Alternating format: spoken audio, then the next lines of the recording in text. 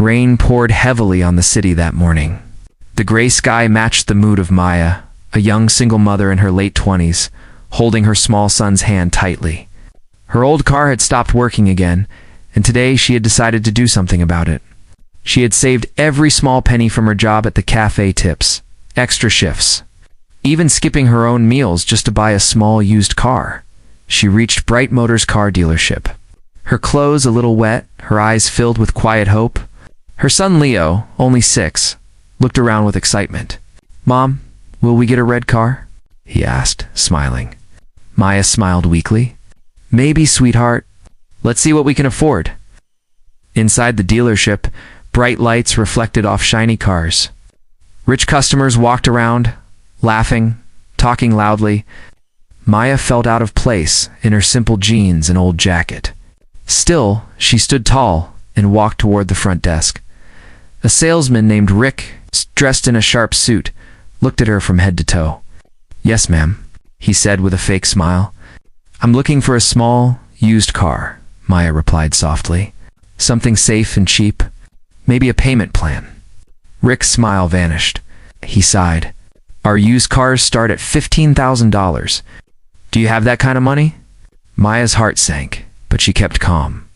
She showed him her small folder with her savings and payslips. "I can pay a part now, and the rest monthly. I just need a car to take my son to school and get to work." Rick didn't even look at the papers. "Ma'am, this is not a charity. We can't give cars to people who can't afford them." Ah! Maya felt her cheeks burn. People nearby turned to look. She tried again. "Please, I can manage. I just need a chance." Rick waved his hand. "Security, please show this lady the way out." Leo's small hand tightened around his mother's. Tears welled up in Maya's eyes as the guard walked toward them. "We're leaving," she said quietly, trying to stay strong for her son. As they walked out, she could hear laughter behind her. "Some people should know their place," Rick said loudly, not caring that she heard. Outside, the rain had turned into a storm. Maya stood under the gray sky, her son shivering beside her. Her old car was gone, towed away 2 days ago because she couldn't pay the parking fine. She had no ride, no umbrella, and no hope left. But she refused to cry. Not in front of her son. "Come on, Leo," she said, lifting him into her arms. "We'll walk home." The road was long and wet. Cars rushed past, splashing water. Maya whispered to herself, "One day, things will change." Leo, resting his head on her shoulder, asked softly, "Mom, why were they mean to you?" Maya smiled sadly. "Because some people forget how to be kind, sweetheart. But that's okay. We'll show them we can rise again." At that very moment, across the city, a man in a penthouse office looked out of his window. His name was Ethan Cole, a young billionaire known for his luxury car company, Cole Motors. His assistant had just shown him a viral clip on social media, a video of a single mother being kicked out of a dealership. Ethan frowned as he looked closer at the woman in the video. He froze. The woman's face looked familiar. Painfully familiar? "Maya?" he whispered under his breath. His heart began to race. It had been 7 years since he last saw her, the woman he once loved. The one he had lost. He stood up suddenly, his chair rolling back. "Prepare the car," he ordered. Now, the assistant blinked. "Which car, sir?" Ethan looked out the window again, his jaw tight. "The Rolls-Royce." He didn't say another word. But inside, one thought burned bright. If that woman in the video was really Maya, he was going to find her. And no matter what it took, he wasn't going to lose her again. Cold wind brushed against Maya's face as she walked down the wet street, holding Leo close. Her feet hurt, her clothes were soaked, but she kept walking. Every step echoed with determination. She had faced worse days, but today felt heavier. The memory of the salesman's words replayed in her head. "We can't give cars to people who can't afford them." Her chest tightened. She looked down at Leo, who was quietly humming a song to distract himself. His innocence gave her strength. A few miles away, Ethan's black Rolls-Royce Phantom glided through the rain. The wipers moved in rhythm, clearing drops from the windshield. Inside, Ethan sat in silence. His face was calm, but his heart wasn't. He kept watching the video again and again on his phone. Maya's face, older, tired, but still the same, filled the screen. She's changed. But it's her, he said softly. Sir, his driver asked, should we head to the dealership? No, Ethan replied. Find out where she is now. The driver nodded, already calling one of Ethan's assistants. Within minutes, they had an address, a small apartment on the poor side of town. Ethan leaned back, deep in thought. Why didn't she ever reach out? Why didn't I? The car slowed down near a street corner. Through the window, Ethan spotted a woman carrying a small child, walking in the rain. Her clothes were wet, her steps slow but strong. Ethan's breath caught. Stop the car, he said sharply. The driver pulled over. Ethan stepped out, his expensive shoes splashing in the puddles. Rain soaked his hair, but he didn't care. He walked closer, each step heavier with memory. Maya, he said quietly. She turned, surprised. For a second, she couldn't believe her eyes. The man standing there looked like someone from another world, tall, in a dark coat with sharp eyes that once used to look at her with love. Her lips parted. Ethan, she whispered. Leo looked up at him curiously. Mom, do you know him? Maya blinked fast, trying to hide her emotions. Come on, Leo. Let's go home. Ethan stepped forward. Wait, please, let me help. You're soaked. Let me give you a ride. She shook her head. No, thank you. We're fine, he sighed. You're walking in the storm. That's not fine. Her eyes hardened. People like you wouldn't understand. The words hit him like a slap. She started walking again, holding Leo's hand tightly. Ethan followed her slowly, keeping distance. Maya, please. It's been years. I just want to talk. She stopped and turned, anger flashing in her eyes. Talk? After all this time? You left without a word, Ethan. I had to survive on my own. Rain streamed down her face like tears. Ethan's voice softened. I didn't know, Maya. I thought you moved on. I tried to reach you. She gave a bitter smile. Well, you didn't try hard enough. Leo tugged her sleeve. Mom, it's cold. Maya sighed, looking at her son, then at Ethan's car, shining and silent. Oh, like a symbol of the life she once dreamed of. Ethan spoke again, quietly. At least let me drop you home. For Leo. Maya hesitated, then nodded slowly. Only for him. They got into the Rolls-Royce. The soft leather seats felt unreal against her wet clothes. Leo's eyes widened in wonder. Wow, Mom, this car is so big. Ethan smiled faintly. You like cars, kid? Leo nodded. Yes. I want to be a car maker one day. Ethan's heart warmed. That's a good dream. Maya watched silently, unsure what to feel. Anger, sadness, or something else. The car moved quietly through the city lights. When they reached her small apartment, Ethan opened the door for her. She stepped out without a word. Maya, he said softly before she left, please, let me make things right. She looked at him, eyes tired. You can't fix the past, Ethan. Then she turned away and disappeared into the dark hallway with Leo. Ethan stood there, rain dripping from his coat, staring at the door she had closed behind her. But deep inside, he whispered to himself, I'm not giving up this time. The next morning, soft sunlight entered through the broken window of Maya's small apartment. The room was quiet except for the sound of Leo's light breathing. He was still asleep, wrapped in a thin blanket. Maya sat on the old couch, sipping weak coffee and staring at the unpaid bills on the table. She sighed deeply. Yesterday's events played again in her mind. The dealership, the humiliation, and then Ethan's sudden appearance. It felt unreal. After 7 long years, he had appeared out of nowhere, just when she was at her lowest. But she didn't trust coincidences anymore. She whispered to herself. He doesn't know what it's like to struggle every day, he left. And that's all that matters. Meanwhile, in the city's tallest building, Ethan sat in his glass office at Cole Motors headquarters. His assistant stood nearby with a tablet. Sir, we gathered the information you asked for, she said carefully. Ethan nodded. About Maya and her son? Yes, sir. Maya Johnson. Works part-time at Calf Bloom, low income. She's been behind on rent for 2 months. And her son Leo, 6 years old, excellent grades at school. Ethan closed his eyes for a moment. 6 years old? He repeated softly. A memory hit him like a wave. The last night he saw Maya, the fight they had, and how she left crying. He had tried to find her then, but his business had exploded overnight, dragging him into endless meetings and travel. By the time he returned, she was gone. He looked out the window now, his reflection mixing with the city skyline. I owe her more than an apology, he said quietly.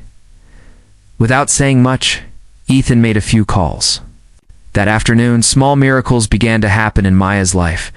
At Calf Bloom, her manager suddenly told her, "Hey Maya, congratulations. You've been promoted to a full-time position.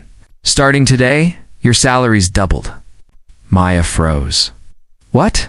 Are you sure?" The manager smiled. "Yep, head office sent the update.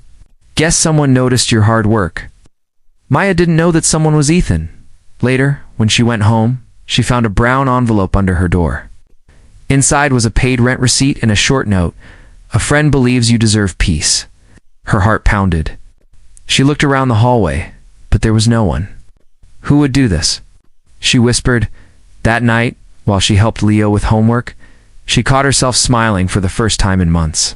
But her mind still questioned everything. The next day, she saw Ethan again. He was standing outside the cafe, dressed simply this time. No fancy car, no bodyguards. "Just him, Maya," he said as she stepped out. "Can we talk for a minute?"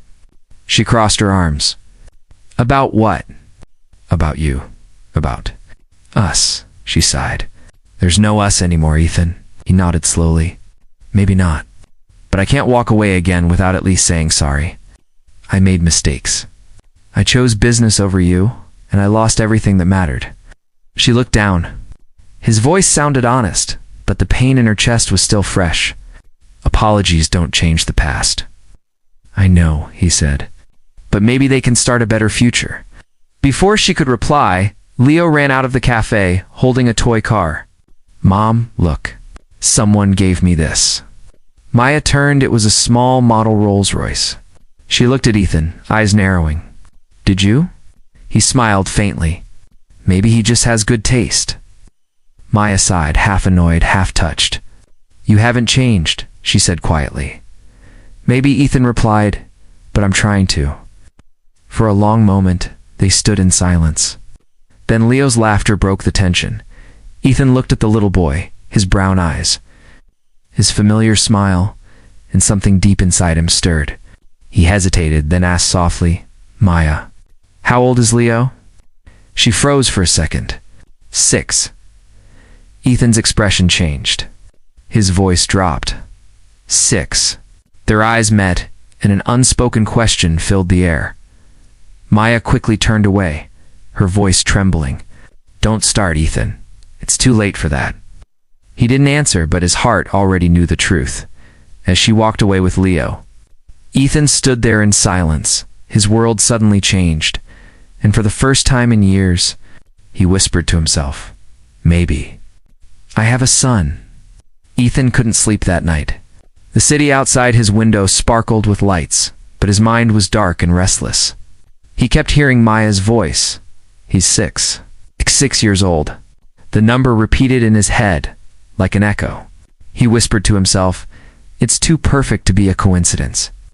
He walked to the window, looking down at the street far below.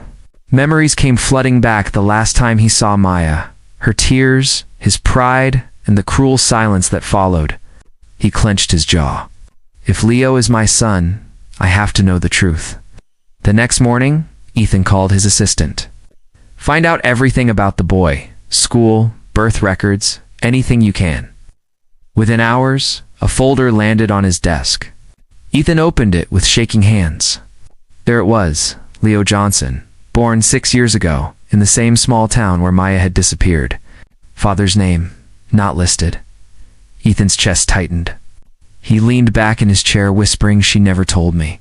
For a long moment, he sat in silence, his heart heavy, but strangely full of hope. Then he made a decision.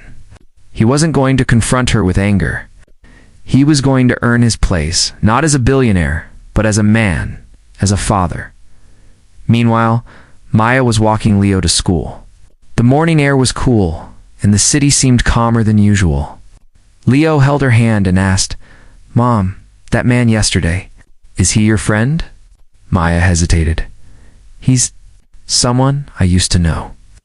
Leo smiled. "He seems nice." "What?" Maya gave a faint smile. "Maybe, but nice isn't always enough, sweetheart." After dropping him off, she stood at the school gate, deep in thought.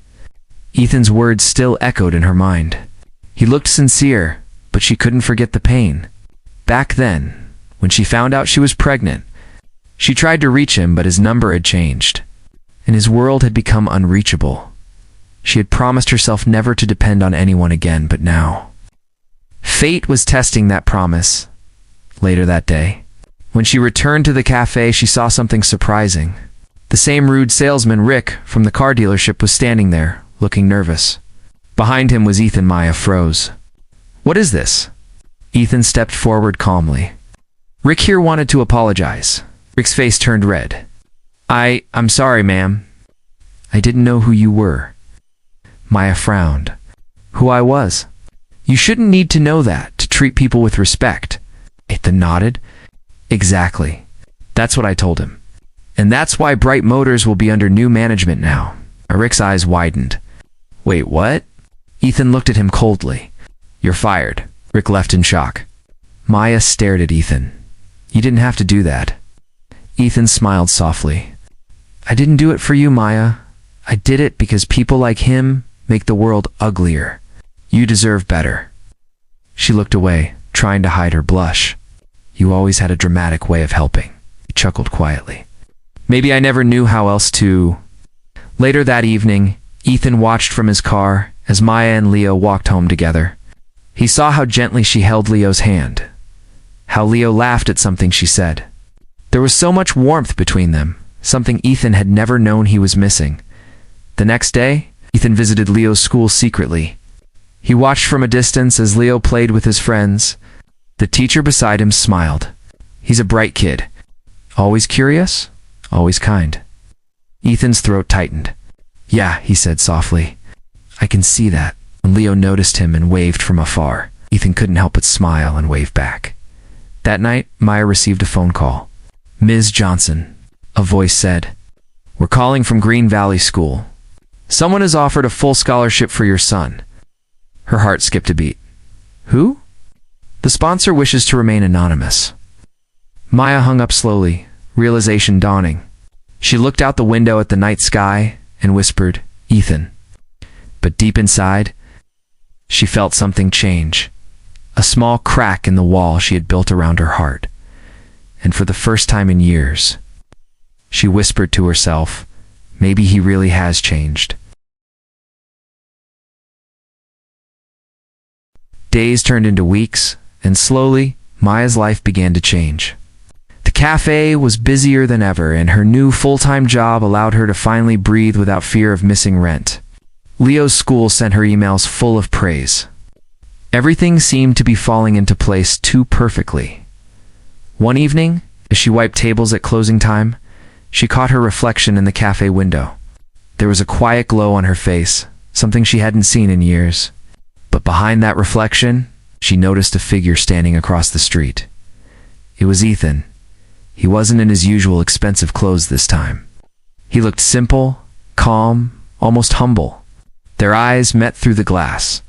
For a moment, she froze, then sighed and opened the door. "You really don't give up, do you?" she said softly. He smiled faintly. "I told you I wouldn't." The rain had just started again, light drops falling between them. Ethan spoke carefully. "Maya, I know you don't trust me yet, but I need to tell you something. Not as a businessman, not as someone from your past, but as a man who's finally ready to be honest."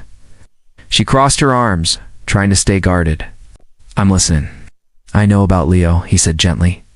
Her heart skipped a beat. "What about him?" "I know he's my son." The sound of rain grew louder, filling the space between them. Maya felt her breath tremble. I didn't want you to find out like this, she whispered. I wasn't hiding him from you. I tried to reach you back then. You were gone, Ethan. You had new people, new worlds. I didn't fit anywhere. Ethan's eyes softened. I never stopped thinking about you. I didn't know where you went. When I found out about him, it broke me, knowing I missed his first steps, his first words. His voice cracked slightly. But I want to make it right. I want to be there for him and for you. Maya looked down, tears mixing with the rain. You can't just walk back and fix everything, Ethan. Life doesn't work like that. I know, he said, stepping closer. But maybe we can build something new. Something better? Before she could answer, a small voice interrupted them. Mom, Leo was standing at the door, rubbing his eyes. He had woken up early from his nap in the cafe's small back room. Maya quickly wiped her tears. Hey, honey. We were just talking. Ethan knelt down to Leo's height. Hey, champ. Remember me? Leo smiled shyly. You're the man with the big car. Ethan chuckled softly. That's me. I hear you're doing great in school. Leo nodded proudly. I'm top in my class now. My teacher says I'm smart like my dad was. The words hit Maya like a storm. Ethan froze for a moment, emotion filling his eyes. I believe that, he said softly. After a few minutes, Maya took Leo's hand. Come on, sweetheart. Let's go home. Ethan stood up. Maya, please, let me walk you both home. Just this once, she hesitated, then nodded quietly. The three of them walked together under the soft rain. For the first time, it felt like a family. Awkward, quiet, but real. Leo walked between them, swinging their hands playfully. At the apartment door, Ethan paused. Maya, I'm not asking for forgiveness tonight. I'm asking for a chance to prove I can be the man you once believed I could be. She looked at him, tired yet moved. It's not easy, Ethan, he smiled gently. Nothing worth it ever is. As she closed the door behind her, Ethan stood there for a long time, staring at the light glowing from her window. Inside, Leo looked up at his mother. Mom, I like him. Maya smiled faintly. Me too. That night, as Ethan drove away, he whispered to himself, tomorrow, everything changes. He didn't know how right he was. Because by the next sunrise, a secret from his past would come knocking, one that could destroy everything he was trying to rebuild.